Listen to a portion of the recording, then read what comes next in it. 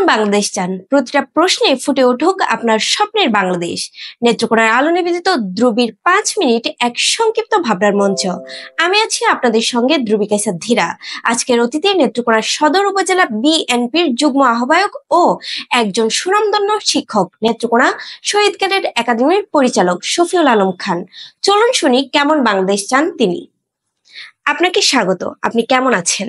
আলহামদুলিল্লাহ, আমি ভালো আছি। নিশ্চয়ই আপনারাও ভালো আছেন সবাই, এবং আপনাকেও আমার পক্ষ থেকে শুভেচ্ছা। ধন্যবাদ। আপনার কাছে আমার প্রথম প্রশ্ন, আপনি কেমন বাংলাদেশ চান? কেমন বাংলাদেশ চাই, এটা একটা স্বপ্নের বিষয়।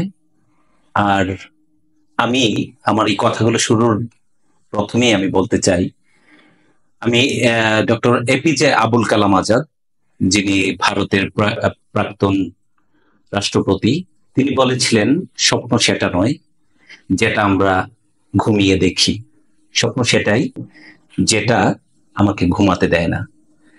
তো আসলে বাংলাদেশ নিয়ে, দেশকে নিয়ে আমাদের আমাদের প্রজন্মের সকলেরই অনেক ভালো ভালো স্বপ্ন আছে, কিন্তু বাস্তবতায় গিয়ে আমরা সেই স্বপ্নগুলোকে কখনোই আমরা বাস্তবায়ন করতে পারি না। তার পিছনে আমাদের অনেক মোহ, লোভ বা পারিপার্শ্বিকতা এগুলো থাকে। তারপরেও আমি আপনার প্রশ্নের উত্তরে আমি বলতে চাই, বাংলাদেশ নিয়ে আমার ভাবনা, বাংলাদেশ একটি স্বয়ংসম্পূর্ণ, সুন্দর, সুস্থ নাগরিকে সমৃদ্ধ একটি দেশ হবে, এবং বাংলাদেশ তার সামনের দিনগুলোতে অনেক অনেক দূর এগিয়ে যাবে। বাংলাদেশের মানুষ অনেক সুখী হবে, সমৃদ্ধশালী হবে, এবং একটি নতুন বাংলাদেশ আমরা আবার উপহার পাবো। সেটাই আমার স্বপ্ন। পরবর্তী প্রশ্ন, রাজনীতি আপনার কাছে কি একটি দায়িত্ব না সম্ভাবনার মঞ্চ? আমি বলবো যে রাজনীতি হচ্ছে একটি দায়িত্ব, এবং পাশাপাশি এটি একটি সম্ভাবনারও জায়গা। তবে সম্ভাবনাটা আমরা যে অর্থে বুঝি, আমাদের ব্যক্তিগত সমৃদ্ধি বা ব্যক্তিগত ইচ্ছাগুলো বাস্তবায়ন, সেটা আমার কাছে না। তো আমার কাছে রাজনীতি প্রথমত একটা দায়িত্ববোধের জায়গা এবং দায়িত্ব পালনের জায়গা। সেই দায়িত্বটা অত্যন্ত নীতির সাথে সুনিপুণভাবে পরিচালনা করতে হয়, পালন করতে হয়। আর পাশাপাশি এটা যে সম্ভাবনা জেগে ওঠে, সেটা হচ্ছে মানুষের পাশে দাঁড়ানোর, মানুষের কাছে গিয়ে কাজ করার একটা অপার সম্ভাবনা এখানে রয়েছে। সেই সম্ভাবনাটা আমরা কাজে লাগাতে চাই। রাজনীতিবিদের পাশাপাশি আপনি একজন সুনামধন্য শিক্ষক। তরুণ প্রজন্ম ও সমাজকে কিভাবে গড়ার স্বপ্ন দেখেন? আমি সেই স্বপ্ন দেখি যেখানে এক প্রজন্মের সাথে আরেক প্রজন্মের একটা মেলবন্ধন থাকবে। এক প্রজন্মের মানুষ আরেক প্রজন্মকে সম্মান করবে, স্নেহ করবে, বড়রা ছোটদেরকে। আমি কিছু কিছু জায়গায় একটু হতাশ হয়ে যাই যখন দেখি যে আমাদের যারা সিনিয়র সিটিজেন আছেন, তাদের সাথে আমাদের নতুন প্রজন্মের যারা রয়েছে, তাদের চিন্তা ভাবনার অনেক ফারাক থেকে যায়। সেই ফারাকের জায়গাগুলো আমার কাছে মনে হয় কমিয়ে আনা দরকার, এবং আমরা ছোটদের কাছ থেকে অনেক কিছু শিখতে পারি, আবার ছোটরাও বড়দের কাছ থেকে অনেক অনেক বেশি শেখার আছে। নতুন প্রজন্মের প্রতি আমার মেসেজ থাকবে একজন শিক্ষক হিসাবে, যা কিছু ভালো সেগুলোই গ্রহণ করতে হবে, যা কিছু মন্দ সেগুলো এড়িয়ে যেতে হবে। এড়িয়ে যেতে হবে নিজের জন্য, দেশের জন্য, পরিবারের জন্য, মা বাবার জন্য। এবং বড়দের যেটা উচিত হবে সেটা হচ্ছে যে এই ছোট যারা আছে তাদেরকে ভালো কিছু শেখানো, তাদের সামনে সকল মন্দ অন্ধকার জায়গাগুলোকে হাইড করে তাদেরকে আলোর মুখ দেখানো। সেটাই আমার স্বপ্ন, সেটাই আমি ভাবি। আপনি চমৎকার বলেছেন। নেত্রকোনার উন্নয়নে আপনি কোন দুটি পদক্ষেপকে সবচেয়ে বেশি জরুরি মনে করেন এবং কেন? আসলে আমার ভাবনার জায়গায় তো অনেক অনেক কিছুই আছে। তো আপনি যেহেতু একেবারে উল্লেখ করেছেন দুটি দিক, দুটি দিকের মধ্যে যেগুলো চলমান আছে সেগুলো নিয়ে কথা বলবো না। আমি শুধু একটা জিনিস দেখতে চাই। আপনি ধরেন যে আমাদের পৌরসভার কথাই যদি ভাবেন, দেখবেন আমাদের পৌরসভার বিভিন্ন জায়গায় ময়লা আবর্জনা স্তূপাকারে থাকে। আমি এখন পর্যন্ত, আমার বয়স নিয়ার অ্যাবাউট 50, আমি এখন পর্যন্ত একজন মেয়র পেলাম না যিনি ভাবতে পারলেন যে নেত্রকোনার শিশু কিশোরদের জন্য একটা পার্কের দরকার আছে। একটা জায়গার ব্যবস্থা করতে পারলেন না। একজন মেয়র পেলাম না যিনি রাস্তার পাশে একটা ফুলের গাছ লাগিয়েছেন শহরটার সৌন্দর্য বাড়ানোর জন্য। আমার বাসা পারলা, আমি যখন পারলা রাস্তা দিয়ে আনাগোনা করি, আমার কাছে মনে হয় নেত্রকোনা শহরের সবচেয়ে বড় ডাস্টবিনটা হচ্ছে আমাদের বাস স্ট্যান্ডটা। এটা একটা একেবারে একটা ডাস্টবিন হয়ে আছে। আমি কোনোদিন দেখিনি এখানে কেউ পরিচ্ছন্নতা করছে, কেউ পরিষ্কার করছে। খুব কষ্ট লাগে যে একটা মানুষ যখন নেত্রকোনায় ঢুকেই যখন দেখে যে তাকে প্রথম পাটা বাস থেকে ফেলতে হচ্ছে একটা ময়লার ভাগাড়ে, তখন আসলে খুব কষ্ট লাগে। আমার মনে হয় আমাদের ব্যক্তিগত জীবন থেকে শুরু করে যারা দায়িত্বশীল জায়গায় আছেন তারা অবশ্যই এই জিনিসগুলো এবং নেত্রকোনা সৌন্দর্য বাড়ানোর ক্ষেত্রে চেষ্টা করবেন। আর দ্বিতীয়ত হচ্ছে, আমি স্বপ্ন দেখি নেত্রকোনায় কোনো মাদকাসক্ত কোনো প্রজন্ম থাকবে না। আমি চিন্তা করি, আমি নিজেও কখনো কোনোদিন ধূমপান পর্যন্ত করিনি। আমারও স্বপ্ন আমাদের পরবর্তী প্রজন্ম বা যারা এখন আছেন তারা মাদক থেকে দূরে থাকবেন এবং সকল প্রকার, বিশেষ করে আমরা একসময় ছোটবেলায় দেখতাম এই নেত্রকোনা শহরে মেয়েরা রাত 12টা 1টায় তারা বিভিন্ন অনুষ্ঠানে যাচ্ছে, ঘুরছে, ফিরছে, আনাগোনা করতে পারছে, অভয়ের কোনো ভয়ের কিছু ছিল না।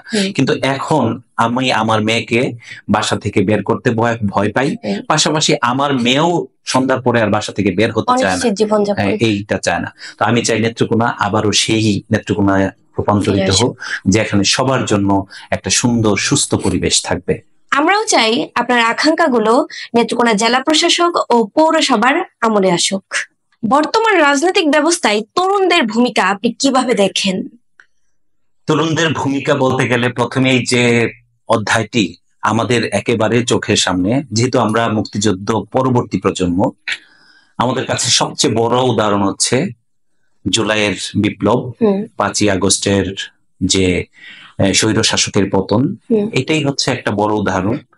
এবং আমার দলের যিনি ভারপ্রাপ্ত চেয়ারপারসন, উনি ইতিমধ্যে বলেছেন এই যে জুলাই বিপ্লব, এই যে আমাদের অর্জন, তার সর্বোচ্চ ভূমিকায় রয়েছে আমাদের নতুন প্রজন্ম। তো নতুন প্রজন্মের প্রতি আমার স্বপ্ন হচ্ছে তারা রিয়েক্টিভ হবে না, তারা প্রোয়েক্টিভ হবে। যে কোনো বিষয়কে তারা আগে ভাববে এবং আগেই তারা যথাযথ যে পদক্ষেপগুলো আছে সেগুলো গ্রহণ করবে। এবং নতুন প্রজন্ম রাজনীতিতে আসবে, সুস্থ রাজনীতিতে আসবে। তো আমি আশা করব তাদের বিবেকবোধ সেই 5ই আগস্টের আগে যেমন জেগে উঠেছিল, আমাদের নতুন ভাবে দেশকে গড়ার ক্ষেত্রেও তারা একইভাবে সেই বিবেকবোধ থেকে, সেই তাড়না থেকে আরো সুন্দর সুন্দর কাজ করবে, আরো নজির স্থাপন করবে, যা পরবর্তী তারাও একসময় সিনিয়র সিটিজেনে আসবে, তাদের এই উদাহরণটা যেন পরবর্তী প্রজন্ম একটি সুন্দর উদাহরণ হিসেবে তাদের সামনে দাঁড় করাতে পারে। আচ্ছা, আপনার মতে বর্তমান রাজনীতিতে সবচেয়ে জরুরি পরিবর্তন কোনটি বলে আপনি মনে করেন? রাজনীতিটা রাজ্যের জন্যই করতে হয়, দেশের জন্য করতে হয়। তো আমি হযরত ওমর রাদিয়াল্লাহু তাআলা আনহুর একটি কথাকে উদ্ধৃত করতে চাই। রাজ্যের পতন ঘটে যখন রাজা ন্যায় বিচারক হন না। আর একজন ন্যায় বিচারকের কখনোই বিদেশি বন্ধুর প্রয়োজন হয় না। তো আমি রাজনীতিতে সবচেয়ে বড় যে পরিবর্তনটা দেখতে চাই সেটা হচ্ছে, প্রথমত আমার দেশ পরিচালিত হবে একজন সুযোগ্য, একজন ন্যায়পরায়ণ এবং খুবই দূরদৃষ্টি সম্পন্ন একজন ব্যক্তি আমাদের রাজ্যের, এই দেশের প্রধান হবেন।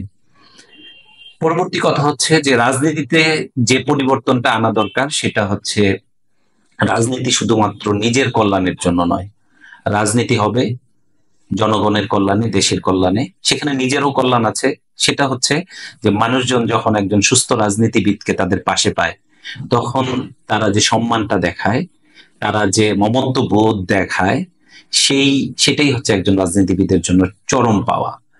পাশাপাশি আগামী দিনগুলোতে প্রতিটা লেভেলে আমাদের একেবারে প্রান্তিক স্তর, যেটা একজন কর্মী থেকে শুরু করে একেবারে টপ লেভেলের যারা নীতি নির্ধারণী মহলে যারা আছেন, তারা সবাই সুস্থ রাজনীতির চিন্তা করবেন এবং অসুস্থতাকে দূরে রাখবেন, সেটাই আমার স্বপ্ন, সেটাই আমি ভাবি। আমরাও চাই রাজনীতিতে সুস্থ ধারা ফিরে আসুক। শেষ প্রশ্ন, ব্যক্তি জীবনে কোন মূল্যবোধ আপনাকে সবচেয়ে বেশি প্রেরণা দেয় এবং কেন সেটাকে অনুসরণ করেন? কবি রেদওয়ান মাসুদের একটা কথা এখন এই মুহূর্তে মনে হচ্ছে।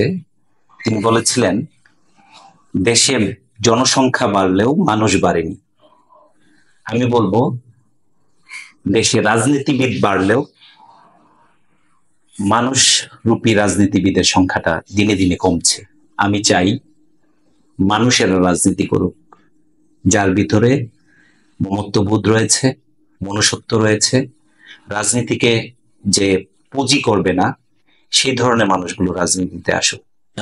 আমি রাজনীতিতে সততা, দেশপ্রেম এবং সুস্থ মন মানসিকতা, সেই বিষয়টাকে আমি সবচেয়ে বেশি গুরুত্ব দিই।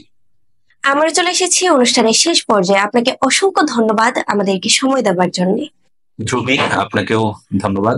পাশাপাশি নেত্রকোনার আলো সকল কলাকুশলীকে আমি ধন্যবাদ জ্ঞাপন করছি। ভাবনা বিনয়ে ফুটে উঠুক স্বপ্নের বাংলাদেশ দেখছিলেন নেত্রকোনার আলো নিবেদিত ধ্রুবীর 5 মিনিট। কেমন বাংলাদেশ চান? আমাদের সঙ্গে ছিলেন নেত্রকোনা সদর উপজেলা বিএনপির যুগ্ম আহ্বায়ক শফিউল আলম খান। পরবর্তী পর্বে ফিরে আসবো নতুন কোনো অতিথির সাথে। ততক্ষণ পর্যন্ত ভালো থাকুন, স্বপ্ন দেখুন, স্বপ্ন গড়ুন। ধন্যবাদ।